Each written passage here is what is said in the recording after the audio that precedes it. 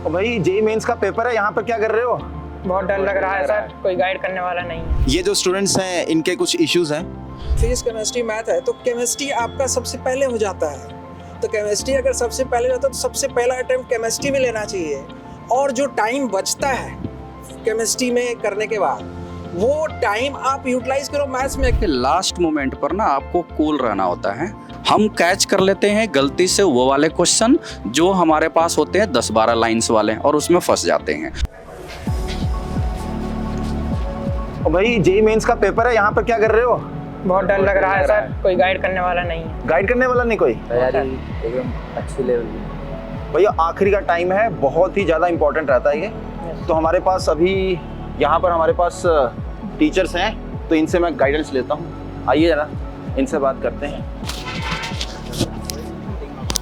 Sir, यहाँ पर हमारे पास कुछ स्टूडेंट्स हैं, तो ये जो स्टूडेंट्स हैं इनके कुछ इश्यूज हैं। तो हमारे पास फिजिक्स केमिस्ट्री मैथ्स तीनों के ही एक्सपर्ट हैं। तो सर क्या क्या एडवाइस आप देना चाहेंगे फिजिक्स के पॉइंट ऑफ व्यू से या फिर जनरल भी? एंड के टाइम में क्या किया जाए? भाई फिजिक्स में सारे फॉर्मूले आने चाहिए, उनके टर्म्स आने चाहिए, और हर एक फॉर्मूले पे 2 क्वेश्चन अगर आप कर लोगे ना तो गारंटी है मचा दोगे। बाकी जनरल एडवाइस और मैथ्स की एडवाइस देंगे हमारे centre head sir Kundan sir. देखो बच्चों, तो अब आपका 2 ही 3 दिन बचा हुआ है जेई मेन को। तो आपको केवल ये ध्यान देना है कि लास्ट मोमेंट पर ना आपको कूल रहना होता है। कोई टेंशन की बात नहीं होती है। क्वेश्चन पेपर जो होता है वो डीपीपी नहीं होता है कि इजी से टफ की ओर जाएगा।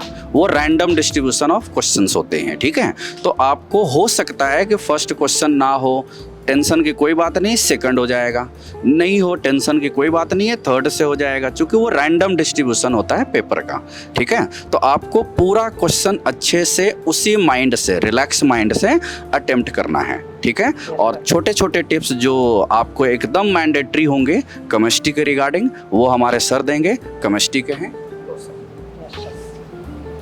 ऐसा है बच्चों, जब केमिस्ट्री की बात आती है तो आपको एक तो क्विक रिवीजन तो करना ही होगा फार्मूला का। जैसे फिजिकल केमिस्ट्री में है तो आप फार्मूला वगैरह जो है वो याद कर लोगे, और पीवाईक्यू का एक दो क्वेश्चन कर लो। लास्ट मोमेंट पे इतना ही करना होता है। ऑर्गेनिक में जैसे है कि आपको रिएक्शन मैकेनिज्म याद रखना है, तो रिएक्शन मैकेनिज्म का जरूर रिवीजन करते रहो, क्योंकि उसी पे बेस्ट क्वेश्चन आएगा और बहुत ही हल्का आएगा। मतलब सिंपल जो रिएक्शन मैकेनिज्म के क्वेश्चन होते हैं उन्हीं को याद करना है, ठीक है। और बाकी इनऑर्गेनिक में तो आपने बहुत डिटेल्स में पढ़ा हुआ है। आपने डिटेल्स में जितना ज़्यादा इनऑर्गेनिक पढ़ा है उसको क्विक रिवीजन का मतलब आपने शॉर्ट नोट्स बनाया होगा। अभी के टाइम में केवल शॉर्ट नोट्स पढ़िए, है ना। और मैं जो कहता हूँ पेपर में, तो जैसे फिजिक्स केमिस्ट्री मैथ है तो केमिस्ट्री आपका सबसे पहले हो जाता है। तो केमिस्ट्री अगर सबसे पहले रहता है तो सबसे पहला अटेम्प्ट केमिस्ट्री में लेना चाहिए।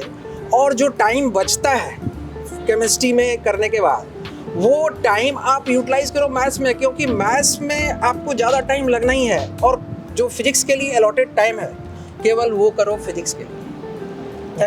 Thank you sir. मैथ्स का तो हर बारी मैंने देखा, जब भी पेपर बच्चे दे के आते हैं बोलते हैं फिजिक्स सही चला गया, केमिस्ट्री सही चला गया, मैथ्स डुबा के लेके चला गया। तो सर कुछ स्पेसिफिकली मैथ्स के लिए कुछ एडवाइस सर? देखो बच्चों, मैथमेटिक्स में क्या है ना, एक तो बच्चों की मेंटेलिटी क्या होती है ना कि वो उन्हें फिजिक्स में 20 क्वेश्चन करने हैं, केमिस्ट्री में उसी टाइम में 25 क्वेश्चन करने हैं, तो वो सोचता है कि मैथमेटिक्स में भी हमारा टारगेट ही 20 का है। तो टारगेट इट्स ओके, लेकिन टाइम जैसा सर ने बोला कि आपको ज़्यादा देना होगा।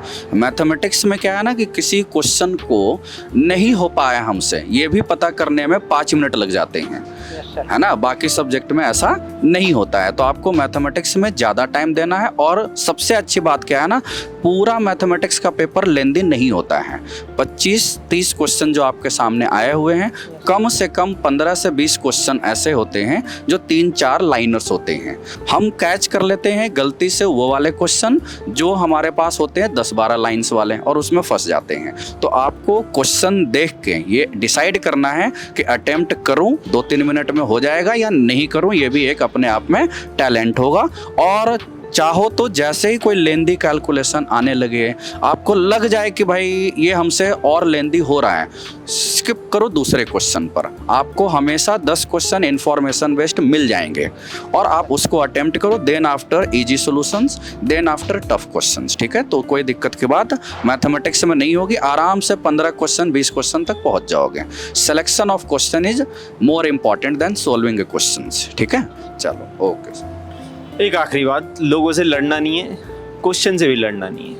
Yes sir. या तो सॉल्व होना है या नहीं सॉल्व होना है। तो जो होने लायक हैं उनको सॉल्व करना है, और जो नहीं होने लायक हैं उनको स्किप करना। स्किप करना है। Yes sir. बस इन शॉर्ट जो सर ने बोला वो यही। तो और एक जनरल एडवाइस, तो देखो भाई, आप दोनों को मैं जैसे कोई चीज़ बोलूँ आपको कि करने के लिए, जैसे फॉर एग्जांपल भागने के लिए बोलूँ, तो हल्का सा मूव करना जरा, यहाँ पे इस दीवार को टच करके आना जरा, भाग के जल्दी से।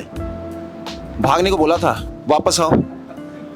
देखो क्या होना चाहिए, जब मैंने आपको बोला भागना है तो आपने ना एफर्ट्स जो लगाने हैं वो कितने लगाने हैं? 100% एफर्ट लगाने हैं। जैसे बोला कि टच करके आओ, भाग के आओ जल्दी से।